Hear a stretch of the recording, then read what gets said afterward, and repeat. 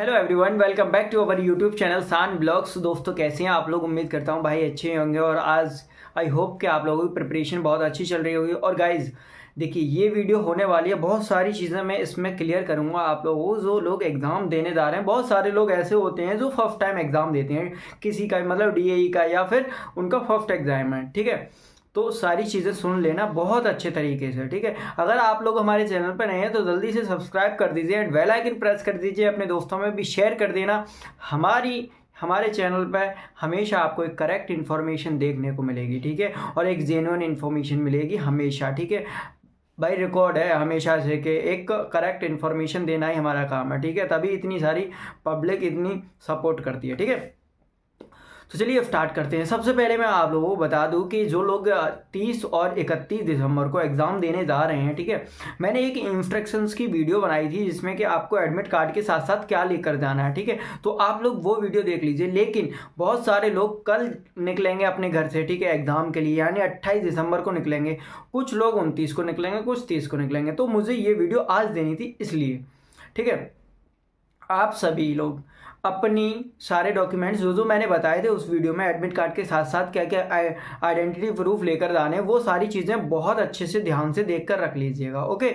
और कोई भी चीज़ छूटनी ना चाहे, क्योंकि एग्ज़ाम सेंटर पर आपको वैलिड आईडी प्रूफ, आपकी ओरिजिनल आईडी प्रूफ होना ही ज़रूरी है, ठीक है। एंड सेकंड, बहुत सारे लोग बिहार से आ रहे हैं, कोई झारखंड से, कोई तमिलनाडु से, कोई केरल से, मतलब दूर दूर से जो लोग आ रहे हैं, एक बात का ध्यान रखिए, इस वक्त है मौसम ठंड का बहुत ज़्यादा, ठीक है। तो आप लोग अपने साथ में ये मत करना भाई कि वहाँ पर एग्ज़ाम सेंटर पर गए और ठंड लगी, तो बहुत सारे लोगों को फीवर हो जाता है, बुखार हो जाता है, तबीयत ख़राब हो जाती है। तो ऐसी चीज़ों से पहले ही बचना है। किस तरीके से? आप एक ब्लैंकेट यानी कंबल वगैरह साथ में लेकर आए ट्रेन में, ठीक है, क्योंकि लंबा सफ़र है, कभी ट्रेन लेट भी हो जाती हैं और उससे आपकी पहले अपनी हेल्थ को कवर करना है, ठीक है, मतलब हेल्थ बेकार नहीं होनी चाहिए, ठीक है, आपका स्वास्थ्य जो है। तो कंबल वगैरह और बहुत अच्छे तरीके से भाई पैक होकर जाना है, क्योंकि राजस्थान में पड़ती है बहुत अच्छे तरीके से ठंड, ठीक है। और बाकी जहाँ पर भी रुके हैं, एक बहुत बढ़िया जगह पर रुके हैं। बहुत सारे लोग क्या करते हैं, इसी मौसम में स्टेशन पे स्टे करते हैं। तो भाई स्टेशन पे स्टे वगैरह ना करें, इस वक्त मौसम बहुत ज़्यादा ख़राब होता है, ठीक है। ठंड वगैरह लग गई और आपका पेपर ख़राब हो गया, तबीयत ख़राब हो गई, बहुत सारी ऐसी एक्टिविटीज़ हो जाती हैं, ठीक है। तो अपने स्वास्थ्य का ख्याल रखें, पहले दूसरी चीज़, ठीक है। एंड तीसरी चीज़ कि आप कोई भी फास्ट फूड वगैरह ज़्यादा ना खाएं, नॉर्मल खाना खाएं, ऑयली चीज़ मत खाइएगा वहाँ पर, क्योंकि इस तरीके से खाने से क्या होता है, बहुत सारे लोगों का पेट खराब हो जाता है और पेट खराब की वजह से तबीयत भी ख़राब होती है फिर, ठीक है। तो ये चीज़ें ध्यान रखिएगा भाई, ध्यान देने वाली बात है। अब आते हैं कि एग्ज़ाम किस तरीके से होना है, उसके टॉपिक पर बात करते हैं। और मैं आप लोगों को जो पैटर्न चेंज वाली बात थी वो भी बताऊँगा। एंड बहुत सारी चीज़ें जो मैंने थंबनेल में बता रखी हैं कि एग्ज़ाम सेंटर पर नकल किस तरीके से करवाते हैं लोग, सॉरी। तो आपको क्या करना है, देखो, पहले होगा आपका प्लांट ऑपरेटर का पेपर 30 दिसंबर को 2 शिफ्ट में, ठीक है। एंड सेकेंड टाइम में होगा मेंटेनर का पेपर 2 शिफ्ट में। लेकिन हम डिपार्टमेंट से यही उम्मीद करेंगे कि बहुत अच्छे तरीके से एग्ज़ाम कराए, ठीक है। और डिपार्टमेंट भी इस चीज़ का ध्यान रखे कि वहाँ पर कोई भी नकल, चीटिंग, कोई कुछ ऐसी चीज़ें सुनने को ना मिले, तो अच्छा बेहतर है हमारे लिए, ठीक है। सब लोग जा रहे हैं भाई। अगर एग्ज़ाम रावत भाटा होता तो मैं भी आता आप लोगों से मिलने के लिए, अगर एग्ज़ाम रावत भाटा होता, ताकि आप सभी लोग एक ही जगह मिल जाते, ठीक है। लेकिन एग्ज़ाम डिफरेंट सिटीज़ में है, तो मैं भी पॉसिबल नहीं है कि मैं आ जाऊँ, ठीक है। हाँ, तो क्या करते हैं, 30 दिसंबर को जिन लोगों का पेपर है, या 31 दिसंबर को, सबसे पहले स्टेज 1 का आपका पेपर होगा 1 घंटे का, ठीक है। तो पेपर में आपके 50 क्वेश्चंस आएंगे, 1 घंटे में 50 क्वेश्चंस करने हैं। पहले 20 क्वेश्चंस आएंगे आपके मैथ के, दूसरे 20 क्वेश्चन आएंगे फिजिक्स और केमिस्ट्री के, मतलब साइंस के, ठीक है। और थर्ड में जो आएगा वो आएगा जीके का, जीके एंड करंट अफेयर्स, ठीक है। तो जीके एंड करंट अफेयर्स पर तो ज़्यादा ध्यान नहीं दिया होगा आप लोगों ने, ठीक है।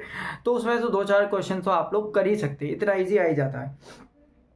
उसके बाद में सबसे पहले आपको क्या करना है, जो आपसे आता है क्वेश्चंस, भाई ऑनलाइन एग्जाम में एक फ़ायदा होता है, जो आपसे क्वेश्चन आ रहा है मान लीजिए तो आप उसको कीजिए, और जो नहीं आ रहा तो उसके पीछे टाइम वेस्ट मत कीजिए, तुरंत आगे क्वेश्चंस पर जाइए। ठीक है, तुरंत आगे क्वेश्चंस पर जाइए, उसको कीजिए।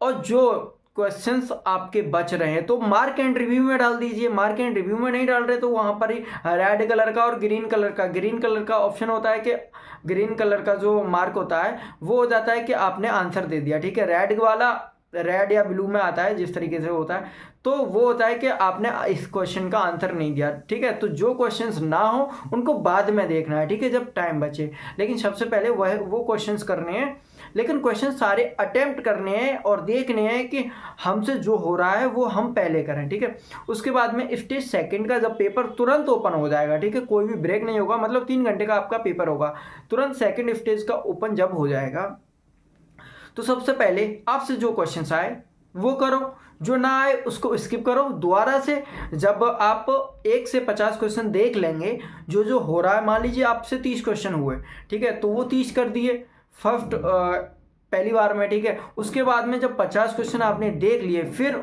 दोबारा से सेकंड राउंड पर आओ, देखना है कि हमसे कौन सा क्वेश्चन नहीं हुआ था, फिर उसको टाइम देना है। ठीक है, अगर वो ज़्यादा टाइम ले रहा है तो पहले जो 20 क्वेश्चन रह गए हैं उनको सबको देख लो। ठीक है, कि कौन कौन सा नहीं हुआ, उनमें से 4-5 क्वेश्चन, 8-10 क्वेश्चन आप लोग फिर भी कर जाएंगे।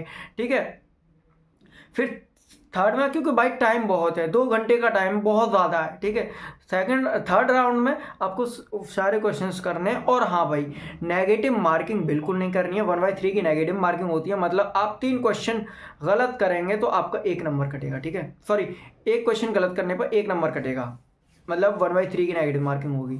ठीक है, तो आपको नेगेटिव मार्किंग नहीं करनी है, भले ही आपसे क्वेश्चन 40 हो या 42 हो। ठीक है, कोई नेगेटिव मार्किंग नहीं करनी है। तो ये हो गया कि एग्ज़ाम में किस तरीके से क्या करना है, और अपने सारे आइडेंटिटी वगैरह सब कुछ लेकर जाइए। अब चलते हैं कि कौन से क्वेश्चंस आ सकते हैं। मैंने टिक लगा लिया है, मैं आप लोगों को बता रहा हूँ। देखो, मेरी जिनसे बात हुई थी उन्होंने ये कहा था कि शान, जो पेपर है वो आएगा तो सिलेबस से, ठीक है, लेकिन थोड़ा सा अप डाउन हो सकता है। लाइक उसका जो लेवल है थोड़ा सा मॉडरेट टू हाई भी हो सकता है। ठीक है, इस तरीके से, या मॉडरेट रहेगा या हार्ड रहेगा। ठीक है, इस तरीके से रहेगा। अगर मान लीजिए पेपर हार्ड बनता है तो आपकी मेरिट लो जाएगी। ठीक है, और पेपर अगर इजी आया तो मेरिट हाई जाएगी। तो फ़ायदा किस में, पेपर हार्ड बनने में, है ना। इजी पेपर तो भाई, इजी पेपर तो कहीं पर आना नहीं चाहिए। अब मैं बता देता हूँ आपके क्वेश्चंस कहाँ से बनेंगे स्टेज 1 एंड 2 में। ठीक है, देखो, स्टेज 1 में मेंटेनर वाले और प्लांट ऑपरेटर वाले सुन लेना। नंबर सिस्टम से क्वेश्चन आ जाएगा आपका एक। ठीक है, टाइम एंड वर्क से क्वेश्चन आएगा। सिंपल इंटरेस्ट और कंपाउंड इंटरेस्ट से क्वेश्चन 100% बनेगा, देख लीजिएगा, बहुत अच्छे से रिवीजन कर ले जाना। ठीक है, profit and loss, discount, percentage, यहाँ से क्वेश्चन मिलेंगे, 2 से 3 क्वेश्चन मिलेंगे। ठीक है, एज रिलेशन का मिल सकता है, अगर मिला तो एक क्वेश्चन, वो भी स्टेज 1 में। ठीक है, बाकी रेशियो एंड प्रपोर्शन से जैसे क्वेश्चन आते हैं इनकम वगैरह के, ठीक है, तो वो क्वेश्चन मिल जाएगा आपको। स्पीड, टाइम एंड डिस्टेंस, यहाँ से क्वेश्चन बनेगा भाई, स्पीड, टाइम एंड डिस्टेंस है। ठीक है, LCM and HCF, basic question आएगा। मेंसुरेशन से फॉर्मूला बेस पूछेगा। ठीक है, जैसे मान लीजिए समबाहु त्रिभुज का क्षेत्रफल दे रखा है और उसकी भुजा पूछिए, इस तरीके से क्वेश्चन बन जाते हैं। ठीक है, और अगर आपका मान लीजिए आईबीपीएस करवा रहा है, ठीक है, इन्होंने क्या किया, आपका अगर टेक्निकल अगर मैथ आया तो मैं उसके बारे में भी बता दे रहा हूँ। और अगर पैटर्न चेंज हो गया तो ये सारे चैप्टर्स में से आपका पूरा स्टेज 1 एंड स्टेज 2 कवर हो जाएगा। ठीक है, अगर पैटर्न चेंज होता है तो देखो, आपका लिमिट से क्वेश्चन बनेगा, इंटीग्रेशन और डिफरेंशिएशन से क्वेश्चन बनेगा। ठीक है, sequence and series, quadratic equations, very very important. ठीक है, ट्रिग्नोमेट्री से क्वेश्चन आ जाएगा। उसके अलावा परमुटेशन एंड कॉम्बिनेशन, प्रोबेबिलिटी से क्वेश्चन बनेगा, डिटर्मिनेंट एंड मैट्रिक्स से भी बन जाएगा। ठीक है, उसके बाद में स्ट्रेट लाइन, ये भी सर्कल कर लेना, स्ट्रेट लाइन से क्वेश्चंस आ जाते थे प्रीवियस ईयर में। ठीक है, और बाकी तो कोई ज़्यादा खास चैप्टर्स नहीं है। फंक्शन से चैप्टर्स में, फंक्शन से क्वेश्चन बन जाएगा। ठीक है, ये मैं बता रहा हूँ आपको प्रीवियस ईयर के अकॉर्डिंग। ठीक है, बाकी तो मैंने बता ही दिया है। ट्रेन वाला देख लेना, ट्रेन के क्वेश्चंस आ जाते हैं। ट्रेन का question speed and time and distance में ही लगभग मिक्स हो जाता है ना। सिंप्लीफिकेशन के क्वेश्चंस तो बनेंगे ही बनेंगे भाई, बाकी तो सारा मैंने करा ही दिया है, ठीक है। और कॉनिक सेक्शन से अगर क्वेश्चन बनता है तो कॉनिक सेक्शन से उत्केंद्रता के बारे में पूछेगा, किसके बारे में, उत्केंद्रता के बारे में, ठीक है। और आपका वेक्टर से अगर क्वेश्चन आया तो वेक्टर से पूछेगा, जैसे फार्मूला वेव्ड पे पूछेगा, ठीक है। फार्मूला आपको लगाना है, जैसे vector A dot vector B equal to कितना होता है, इस तरीके से, ठीक है। हाँ तो यही है, बाकी हाँ मैथ के तो मैंने बता दिया, यही ज़्यादा इम्पोर्टेंट था। अब चलते हैं हमारे थंबनेल पर कि हमने थंबनेल में नकल के बारे में क्यों लिखा, कि नकल किस तरीके से होती है। देखो भाई, किसी भी एग्जाम सेंटर पर अगर नकल होती है तो विदाउट स्टाफ की मर्जी के कहीं पर भी किसी की इतनी हिम्मत नहीं होती कि बिना स्टाफ के सहयोग से वो नकल कर जाए, ठीक है। तो आपको क्या चीज़ ध्यान रखना है, आप सभी लोगों को पेपर तो करना ही है आपका अपना, ठीक है।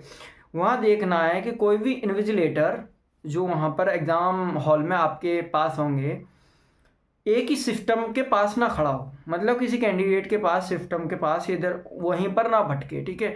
अगर ऐसा है तो एक नहीं, दो नहीं, सब लोग मिलकर बोलना कि सर आप वहीं पर क्यों खड़े हैं। वो आपको डांटेंगे कि आप अपना काम कीजिए, ये हमारी मर्जी, हम कहीं पर भी खड़े हों। क्योंकि भाई ऐसा देखो, अभी रेलवे में भी हुआ था, कहाँ पर, आरा में, बनारस में भी तुरंत उसी दिन 25 नवंबर को, 26 नवंबर को तुरंत एग्ज़ाम कैंसिल हुआ था, ठीक है। तो ऐसा होता है भाई, धांधली होती है पेपरों में, मैं खुल के कह रहा हूँ, ठीक है। तो बिना वहाँ की मर्जी के, इन्विजिलेटर के मर्जी के कोई भी पेपर में नकल नहीं कर सकता, ठीक है। अब मैं ये नहीं कह रहा कि इसमें होगी नकल, मैं प्रीवियस ईयर के अकॉर्डिंग्स बता रहा हूँ। जैसे आपका नकल हुआ था बार्क में भी भाई, जयपुर में बार्क में भी पेपर में नकल हुई है, ठीक है।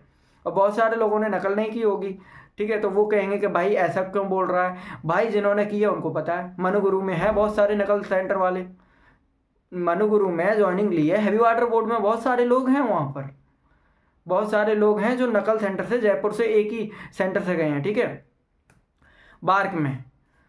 तो आपको ये देखना है, अगर स्टाफ का बंदा किसी भी एक ही कंप्यूटर के पास खड़ा है तो यानी वो कुछ ना कुछ इशारे कर रहा है, तो आपको उसका बोलना है सर आप क्या कर रहे हैं ये, ठीक है। बाकी वो, और आपको ना ही लड़ाई करना है, झगड़ा कुछ भी नहीं करना उन लोगों से, ठीक है। अगर आपको कोई भी ऐसी एक्टिविटी दिख रही है, जैसे किसी को कंप्यूटर पर बिठा दिया बायोमेट्रिक के बाद, अगर उसको दूसरी लैब चेंज करती है, ठीक है, तो आपको बोलना है कि सर मतलब क्यों कर रहे हैं लैब चेंज इसकी, ठीक है। वो एग्ज़ाम से पहले ही, एग्जाम टाइम में आपको देखना है। और दूसरी चीज़, एक और चीज़ मैं आप लोगों को बता दूं, देखो बहुत सारे कैंडिडेट होते हैं, अगर बाई चांस कोई बोलता है कि भाई मैं तुम्हारा पेपर करवा दूंगा, मेरा सोर्स है, ठीक है, तो ऐसा तो कुछ पॉसिबिलिटी इतनी है नहीं। वो अगर डिपार्टमेंट में सोर्स कोई नहीं लगा सकता, ठीक है, वो लगाता है सिर्फ एग्ज़ाम सेंटर पर। तो आपको सबसे पहले उसको पकड़वाना है, ठीक है, और सब में हल्ला मचा देना वहाँ पर ही कि भाई ना ही मुझे तेरी हेल्प चाहिए और मैं तुझे भी नहीं करने दूंगा, ठीक है। तो लोकल लोग होते हैं वही ऐसा करते हैं, जो लोकल लोग होते हैं वही ऐसा करते हैं कि कोशिश करते हैं कि एग्ज़ाम में जुगाड़ बन जाए। और ऐसा सीजीएल में भी हुआ, इस बार सीजीएल में भी हुआ, ठीक है। तो इन चीज़ों का ध्यान रखना है। आप एग्ज़ाम सेंटर से निकलिए बाहर, अगर कोई भी नकल चीटिंग की एक्टिविटीज़ दिखती है आपको एग्ज़ाम सेंटर पे, आप 10 से 15 लोग मिलकर वीडियो बनाएं उस एग्ज़ाम सेंटर की, ठीक है, और मुझे टैग करके भेज दें, मेरे इंस्टाग्राम या टेलीग्राम पर मुझे भेज दें कि शान भाई ये एग्ज़ाम सेंटर है और यहाँ पर ये वाली शिफ्ट है और यहाँ पर ये हो रहा है, ठीक है। ऐसी चीज़ आप लोग ज़रूर करें एग्ज़ाम के बाद, लेकिन कोई भी ऐसी एक्टिविटी नहीं करनी है आपसे जिसमें आपके एग्ज़ाम पर असर पड़े, ठीक है। बिल्कुल साइलेंट मोड में करना है भाई, बिल्कुल सब लोग साइलेंट मोड में, ठीक है। अब मैं ये नहीं कहूँगा, बहुत सारे लोग कहेंगे कि लोगों को भड़का रहा है, भड़का नहीं रहा भाई, ऐसा होता है जनरली एग्ज़ाम्स में, ठीक है। तो आपको इन चीज़ों का ध्यान रखना है कि किसी भी एग्ज़ाम सेंटर पर अगर आपको दिखता है कि नकल हो रही है, चीटिंग हो रही है, तो आप उसकी वीडियो बनाइए आफ्टर एग्ज़ाम, वीडियो बनाइए एग्ज़ाम सेंटर से बाहर निकलकर और मुझे भेज दीजिए, ठीक है। उसके बाद मैं क्या करना है वो मैं करूँगा, ठीक है। और जो भी लोग एग्ज़ाम देने जा रहे हैं, मेरी तरफ से बेस्ट ऑफ लक आप सभी लोगों को। अच्छे से एग्ज़ाम देना भाई। हमारे 80% कैंडिडेट्स वहाँ पर होंगे, हर एक एग्ज़ाम सेंटर पर मेंबर्स भी होंगे, सब्सक्राइबर भी होंगे, ठीक है। तो बहुत अच्छे से एग्ज़ाम देना, और कोई भी गड़बड़ी दिखती है तो मुझे ज़रूर बताना। Okay, thank you so much.